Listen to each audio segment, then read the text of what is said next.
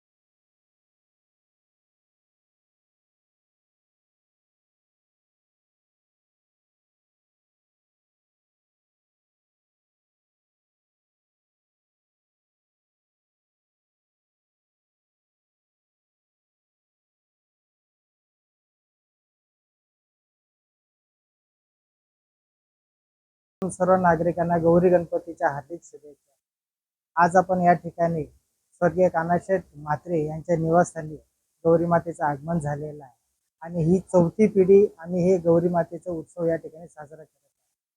धाकटा खांदा गावामध्ये आणि मोठ्या खांदा गावामध्ये दोन्ही ठिकाणी गौरी मातेचं आगमन केले जाते। दोन्ही गाव मिळून एक गणपती, प्रत्येक ठिकाणी एक गाव एक गणपती आहे, पण आमच्या दोन्ही गावामध्ये मिळून एकच गणपती आहे, तेही गणपती मंदिरामध्ये देवाची पूजा अर्चना करून व्यवस्थितरित्या सुख समृद्धीने उत्साहाच्या वातावरणामध्ये आम्ही गणपती देवाचा उत्सव आम्ही पार पडत असतो।